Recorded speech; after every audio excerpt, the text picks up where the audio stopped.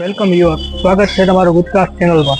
આજે અમે તમારા માટે લઈને આવીએ છીએ એક નવો જ કોન્સેપ્ટ, જેમાં અમે આપના માટે શુદ્ધ કાઠિયાવાડી રેસ્ટોરન્ટની મુલાકાત કરીએ છીએ અને સાથે સાથે તેમના ઓનર સાથે પણ આપણે વાત કરશો. તો આ ફૂડકાસ્ટને જોવાનું ચૂકશો નહીં. અને જો તમે અમારી ચેનલ પર નવા છો તો આજે જ ચેનલને સબસ્ક્રાઇબ કરો, લાઈક કરો અને શેર કરો.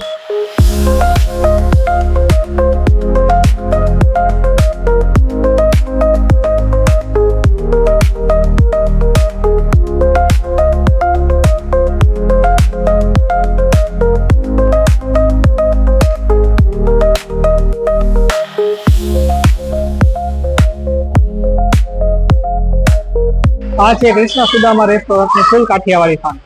આવો અહીંના ઓનર સાથે પણ આપણે ચર્ચા કરીએ. આપણી સાથે જોડાઈ ચૂક્યા છે કૃષ્ણ સુદામા રેસ્ટોરન્ટના ઓનર ભરતભાઈ ઘરેજા. તો ભરતભાઈ સાથે આપણે વધારે વાતચીત કરશું અને અમારા વ્યુઅર્સને ભરતભાઈ તમે ઉત્સાહ આપો, તમારો પરિચય આપો. ભરત ભીમા ઘરેજા. આપણે બોમ્બે ડાઇનિંગ હોલ શિક્ષા 2013 થી ચાલુ કર્યું હતું. અત્યારે 2-4 મહિના 1 જ વર્ષ થયો અને કૃષ્ણ સુદામાને આપણે ભરતભાઈ આ હોટલ સાથે લાઈનમાં આપણે સંકળાયેલા છો, કેટલો સમય થયો? એને આપણે ટૂંકમાં સમજી લો કે 2000 ની સાલથી આપણે એમાં સંકળાયેલા છે. પેલા આપણે બોરસદ હતા, ત્યાંથી પછી એમ કરતા કરતા ધીમે ધીમે આપણે આદિત્ય હોટલ કૃષ્ણ કરી હતી, એના પછી બોમ્બે ડાઇનિંગ હોલ કરી, ફેક્ટરી આપણે ખોડિયાર હોટલ કરી હતી, પછી એમ નાના ભાઈ માટે આપણે અહીંયા કૃષ્ણ સુદામા રેસ્ટોરન્ટ ચાલુ કર્યું હતું. એને વર્ષ થયા. આપણે જે આ કાઠિયાવાડી થાળીનો કોન્સેપ્ટ છે તો એમાં શું સ્પેશિયલ છે? આપણે સ્પેશિયલ એક તો આપણે ઊંધિયું ડેલી હોય, સેવ ટમેટા હોય, દહીંનો ઓરો હોય, બાકી મિષ્ટાન ફરસાણ ફરતું રહેતું હોય ને 4 જાતના શાક આવે, એમાં રોટલા રોટલી પરોઠા. અત્યારે જે આ થાળી છે શું છે આની પ્રાઇસ? આની 130 રૂપિયા અનલિમિટેડ થાળી છે, જેટલું ખાવ એટલું તમે ફૂલ થાળી. બપોરના પણ બપોરના ચેન્જ થઈ જાય ને, અત્યારે ચેન્જ થાય. બપોરે આપણે દાળ ભાત હોય, રાતે ખીચડી કઢી હોય. ત્યારે આપણે જોઈ શકીએ કે તમારું જે ટેરેસ કોન્સેપ્ટ છે, ઓપન ટેરેસ કોન્સેપ્ટ, અને આમાં વિવિધ પ્રકારની લાઇટ અને ડેકોરેશન પણ છે કે જે રિયુઝ મટીરિયલમાંથી બનાવવામાં આવ્યું છે. આ વિચાર તમારો હતો?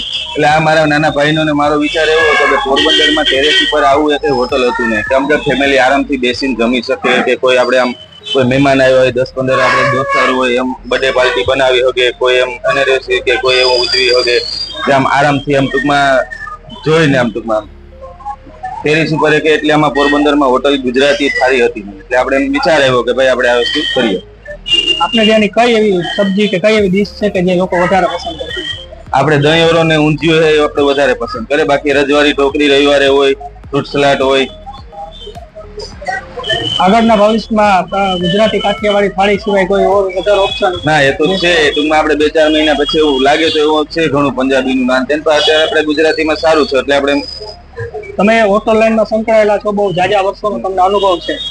તમે કોઈ એવો અનુભવ શેર કરવા માંગો છો વ્યુઅર્સ સાથે કે જે તમને ઘણું બધું એમાંથી શીખવા મળ્યું હોય? અનુભવ થયા પછી મેઇન વસ્તુ ધંધામાં ચોખાઈ ને વસ્તુ સારી હોવી જોઈએ, તો માણસ એને ગોતતા ભાવે.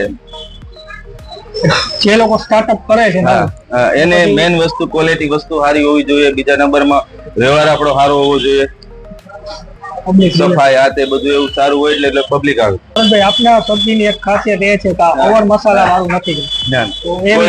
કોઈ વસ્તુમાં આપણે આમાં ગરમ મસાલો એ તેમાં નથી રાખતા, જેથી કરીને લોકો કોઈ વસ્તુ કોઈની ફરિયાદ ન આવે.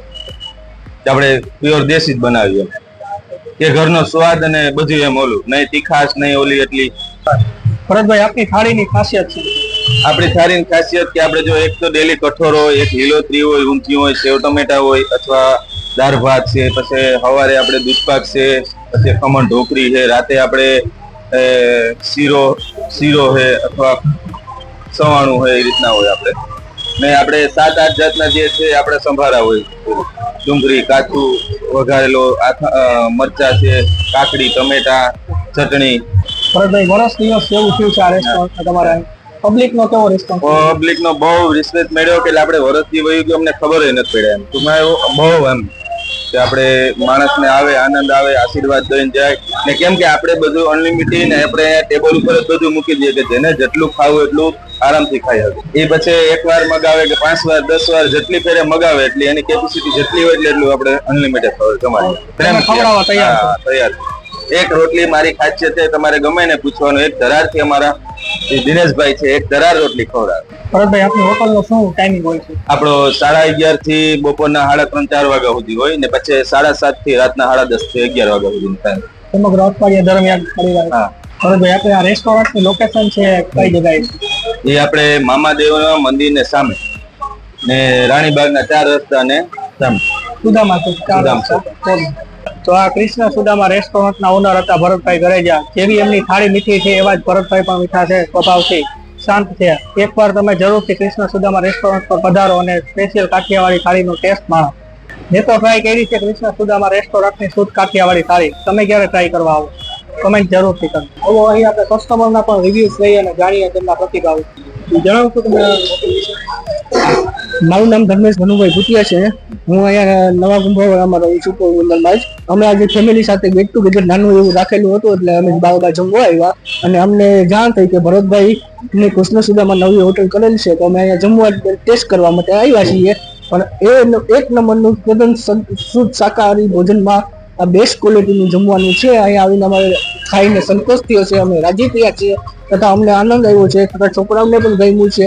છોકરાઓ માટે સ્વીટ, દહીંનો ઓળો છે, ફરસાણ છે, ઘણી બધી આઈટમો છે. ખાસ કરીને છોકરાઓ માટે ધ્યાન રાખીને આ બધું આપણે આયોજન હતું, તો એ પ્રમાણે ભરતભાઈએ બહુ સારી રીતે જમાડ્યા છે. ઘણો આનંદ થયો છે.